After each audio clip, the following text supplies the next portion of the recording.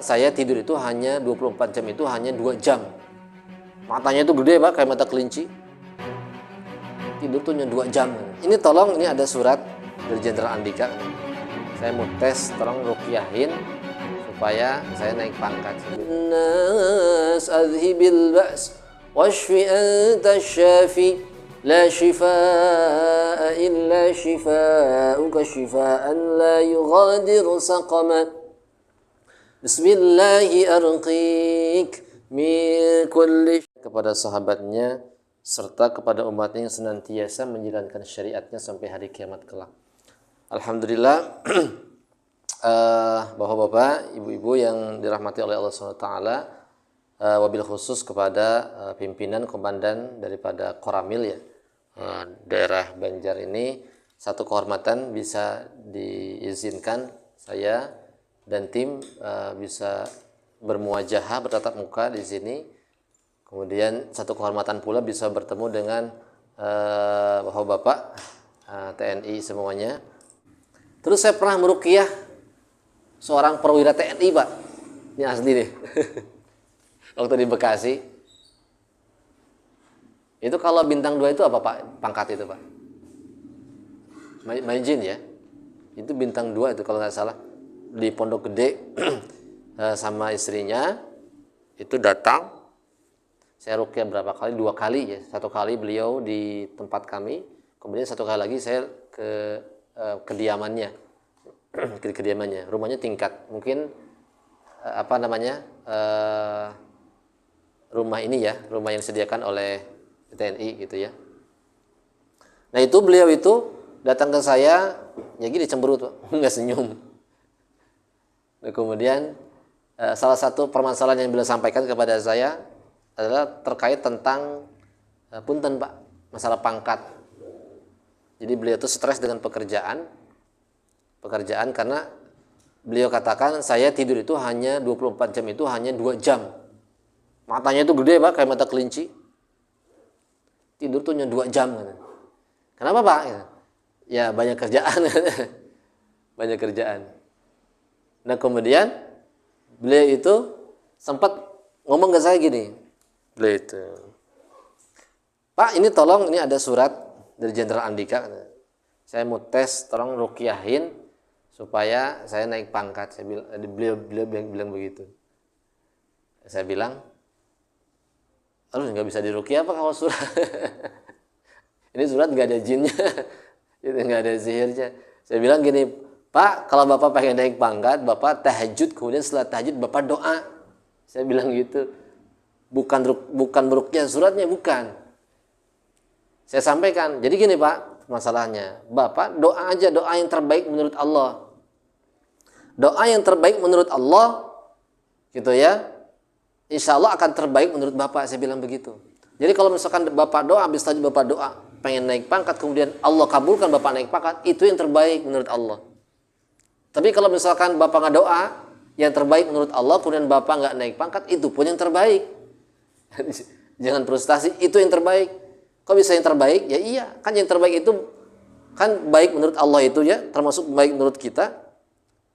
Terkadang orang naik pangkat juga nggak baik Pak ya. Punten Pak, punten, kasus Sambo kan nggak baik juga kan. Akhirnya kan beliau dengan jabatannya itu malah membinasakan dirinya karena nama baiknya habis dan sebagainya, tekanannya lebih besar. Bisa jadi Bapak kalau naik pangkat itu Bapak nggak bisa amanah gitu. Saya bilang begitu. Bisa jadi Allah tahu kan karakter kita, karena Allah tuh sang pencipta yang menciptakan kita. Bisa jadi Bapak kalau naik pangkat, Bapak itu nggak bisa amanah, bahkan bisa jadi tekanannya banyak, Bapak nggak sanggup, nggak siap dan sebagainya. Nah, itu beliau agak tenang nih gitu kan. Jadi apapun keputusannya itu yang terbaik. Sampai kemudian saya ruqyah dan akhirnya senyum, dan istrinya bilang, ini Bapak bisa senyum, awalnya nggak bisa senyum. Sampai detik itulah beliau bisa tidur. Itu nggak ada gangguan apa-apa, cuman beliau itu stres dengan pekerjaan, gitu. Terobsesi dengan pangkat. Saya cairkan dengan nasihat, dengan motivasi. Bahkan akhirnya saya diminta ngajarin ngaji, cuman saya banyak kesibukan jadi nggak sempet minta ngajarin ngaji ke beliau.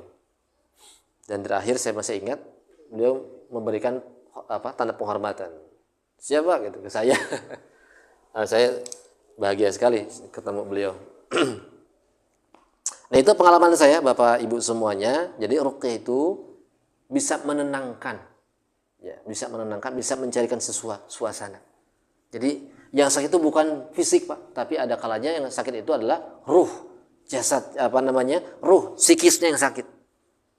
Enggak tenang gitu. Enggak tenang gitu. Enggak enjoy dengan pekerjaan.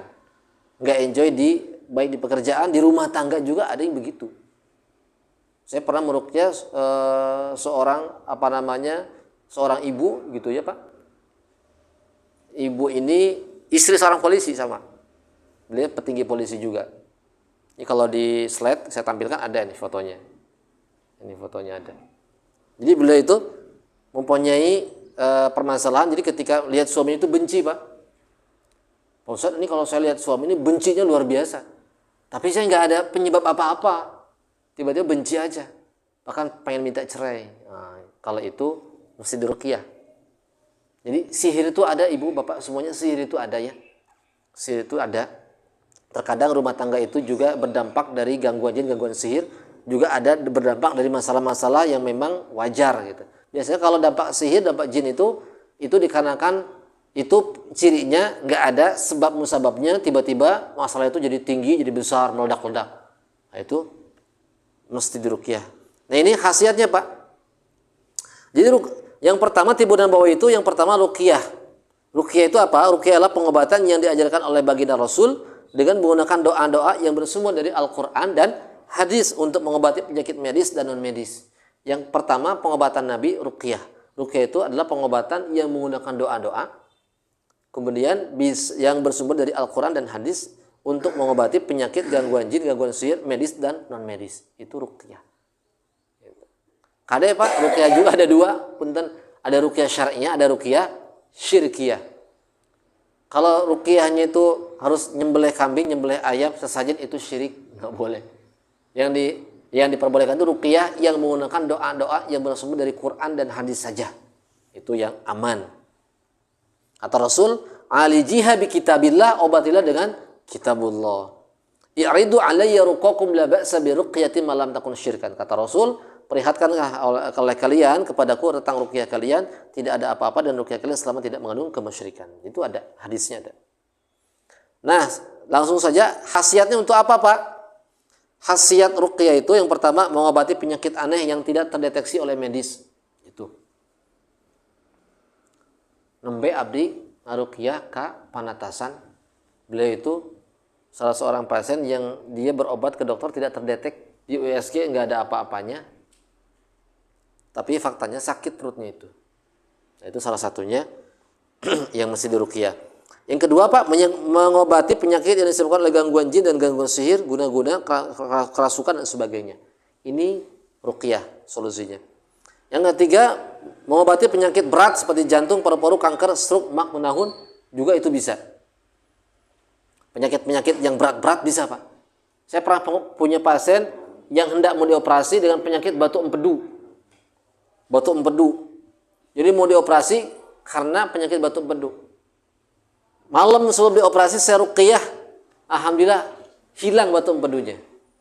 Hilang batu empedunya. Nah, Bapak semuanya, selanjutnya juga bisa mengatasi gelisah berlebih, cemas berlebih, takut berlebih, was-was berlebih, malas ibadah, emosi berlebih, galau, kemudian psikis bermasalah, stres dan gangguan jiwa, itu bisa dengan ruqyah syar'iyah. Ya, selanjutnya Bapak Ibu semuanya, mengatasi permasalahan rumah tangga yang tidak kunjung reda disebabkan oleh emosi yang tidak terkontrol. Ini juga bisa, permasalahan rumah tangga yang aneh. Anehnya itu gini, tiba-tiba ini masalah itu tiba-tiba meledak-ledak padahal nggak ada hujan, nggak ada angin. Itu banyak kasusnya, Pak. Bukan hanya orang-orang biasa, orang-orang menengah ke atas, mereka orang-orang berpendidikan itu ada. Aneh nih rumah tangga. Kenapa kok tiba-tiba istri saya marah-marah padahal nggak ada angin, nggak ada hujan. Tiba-tiba suami saya marah-marah, nggak ada angin, nggak ada hujan, bahkan minta cerai. Itu ada sesuatu, maka diruqyah semacam tadi. Mengatasi masalah jodoh juga bisa. Tapi jodoh-jodoh yang memang di situ ada keanehan, Pak. Saya pernah meruqyah 2 pasien, dia menikahnya itu lama, 40 tahun baru menikah, Pak. Aneh, Pak. Jadi kalau lihat orang itu, lihat perempuan itu semuanya jelek. Kecuali ibunya. Kalau lihat perempuan itu jelek. Kayak nenek-nenek, hitam, punten, peot gitu. Jadi tua sekali gitu. Tua sekali. Nah itu saya ruqyah. Cuma lama ruqyah seperti ini. Saya ruqyah itu berapa kali ya, ada berbulan-bulan. Tapi alhamdulillah lama-lama surut dan akhirnya kembali normal. Yang perempuan juga sama. Orang kalau lihat dia kayak nenek-nenek. Itu laporan dari teman-temannya. Mbak katanya, Mbak itu kalau saya lihat kayak nenek-nenek, hitam, peot. Dan itu yang bilang itu bukan satu orang. Dan dia nikah tuh 40 tahun. Sama. Itu juga. Ada yang begitu, Pak. Mengatasi masalah sulit keturunan juga bisa, insyaallah ta'ala. Saya pernah punya pasien dengan saya ruqyah menggunakan herbal, yang beliau 8 tahun tidak hamil, alhamdulillah Allah kasih anak. Alhamdulillah, Pak. Masih ada ininya, dokumentasinya. Itu 8 tahun gak hamil, saya ruqyah, saya terapi pakai herbal yang saya ruqyah. Kemudian Allah kasih anak. Sampai sekarang punya anak.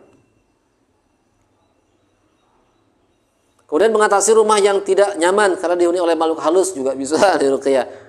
Mengatasi tempat usaha yang aneh, yang bangkrutnya itu aneh. Itu bisa, Pak, dengan cara ruqyah syar'inya. Saya pernah meruqyah orang yang dia itu bangkrutnya aneh, Pak. Jadi dia pengusaha galon, sehari itu omset itu 500 galon. 300 galon. Itu sampai turun setengahnya, separuhnya jadi 150. Kan aneh. Dan beliau itu udah biasa. Udah lama beliau usaha seperti itu. Ditambah keanehan berikutnya, tangannya nggak bisa digerakkan. Saya ruqyah tangannya, hari itu juga alhamdulillah Allah kasih kesembuhan. Kemudian juga saya ruqyah tempat usahanya, alhamdulillah dalam jangka waktu seminggu kemudian mulai sedikit-sedikit omsetnya membaik. Nah itu awali Bapak ya, silakan niatkan untuk diruqyah sambil mendengarkan ayat-ayat yang saya sampaikan, saya bacakan. Bapak nggak usah diikuti, dalam hati minta apapun yang Bapak keluhkan silakan. Ya Allah saya sakit pinggang, semoga Allah menyembuhkannya. Bilang begitu, doa ya dalam hati. Ya Allah saya sakit kepala, ya Allah saya sakit dan sebagainya, silakan sampaikan. Ya Allah saya punya permasalahan rumah tangga, ya Allah, silakan minta solusi kepada Allah dengan via ruqyah ini. Baik Bapak, semuanya saya akan bacakan ya, didengarkan. Kita mulai. A'udzu billahi minasy syaithanir rajim. Bismillahirrahmanirrahim. Alhamdulillahi rabbil alamin. Ar-Rahmanir Rahim. Maliki yaumiddin. Iyyaka na'budu wa iyyaka nasta'in. Ihdinas siratal mustaqim. صراط الذين أنعمت عليهم غير المغضوب عليهم ولا الضالين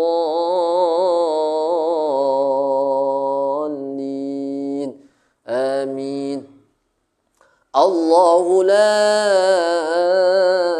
إله إلا هو الحي القيوم لا تأخذه سنة ولا نوم له ما في السماوات وما في الأرض من ذا الذي يشفع عنده إلا بإذنه يعلم ما بين أيديهم وما خلفهم ولا يحيطون بشيء من علمه إلا بما شاء وسع كرسيه السماوات والأرض ولا يؤوده حفظهما وهو العلي العظيم وأوحينا إلى موسى أن ألق عصاك فإذا هي تلقف ما يأفكون فوقع الحق وبطل ما كانوا يعملون فغلبوا هنالك وانقلبوا صاغرين وألقي السحرة ساجدين قالوا آمنا برب العالمين رب موسى وهارون وإذ صرفنا إليك نفرا من الجن يستمعون القرآن فلما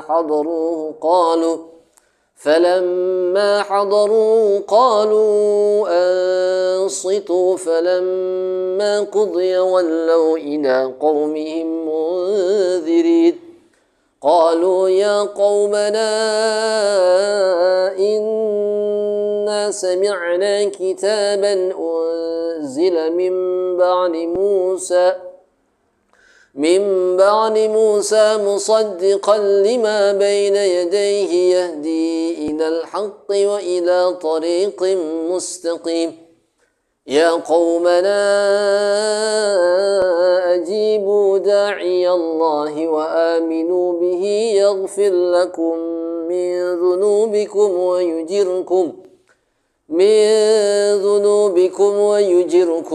من عذاب أليم فمن لا يجب داعي الله فليس بمعجز في الأرض وليس له من دونه أولياء أولئك في ضلال مبين. Bapak-bapak yang punya keluhan misalkan sakit kepala, sakit pinggang, sakit di dada ataupun di punggung, silakan tepuk-tepuk Pak. Kalau ada keluhan ya. Kalau nggak ada ya nggak apa-apa, nggak usah. Yang keluhan di tangan, nyeri cangkeng misalkan, atau suka keringetan, suka kebas dan sebagainya silakan. Allahumma rabban nas, yang punya mah juga silakan. Allahumma rabban nas adhibil ba's washfi anta syafi la shifaa illa shifaa'uka shifaa'an la yughadiru saqama. Allahumma rabban nas adhibil ba's washfi anta syafi لا شفاء إلا شفاؤك شفاء لا يغادر سقما بسم الله أرقيك من كل شيء يؤذيك من شر كل نفس أو عين حاسد الله يشفيك بسم الله أرقيك بسم الله الذي لا يضر مع اسمه شيء في الأرض ولا في السماء وهو السميع العليم أعوذ بكلمات الله التامات كلها من شر ما خلق بسم الله الرحمن الرحيم قل هو الله أحد الله الصمد لم يلد ولم يولد ولم يكن له كفوا أحد بسم الله الرحمن الرحيم قل أعوذ برب الفلق من شر ما خلق ومن شر غاسق إذا وقب ومن شر النفاثات في العقد ومن شر حاسد إذا حسد بسم الله الرحمن الرحيم قل أعوذ برب الناس ملك الناس إله الناس من شر الوسواس الخناس الذي يوسوس في صدور الناس من الجنة والناس. Selesai, alhamdulillah. Gimana Pak? Ada reaksi Pak? Ada reaksi tubuhnya? Ada nggak? Ada yang reaksi Pak di sini Pak? Misalkan ini sesak atau pusing atau gimana? Mual? Belum ada ya? Udah sehat ya? Nggak ada Pak? Nggak ada? Ada reaksi? Nggak ada, alhamdulillah ya. Kalau ada reaksi-reaksi berarti itu ada sesuatu yang bermasalah. Kalau nggak ada berarti sehat-sehat saja, alhamdulillah. Amin ya. Barangkali itu yang bisa saya sampaikan Bapak Komandan. Kalau silakan. Ini kan yang Nabi ya. Iya Pak. Misalnya yang diruqyah itu non muslim itu bisa. Bisa Pak. Karena ruqyah itu walaupun dari Nabi tapi sifatnya pengobatan. Jadi bisa untuk muslim dan non muslim bisa, bahkan menjadi media dakwah. Kalau di kami ada yang diruqyah yang bekam itu sampai sembuh, sampai ada yang masuk Islam. Ada lagi Pak yang mau disampaikan? Ada yang mau bertanya? Silakan. Sehat? Ya, alhamdulillah. Terima kasih Pak Ustadz. Kebetulan saya juga ada kegiatan lain. Oh ya, Maaf ya. makasih. Makasih Bapak. Terima kasih. Bapak boleh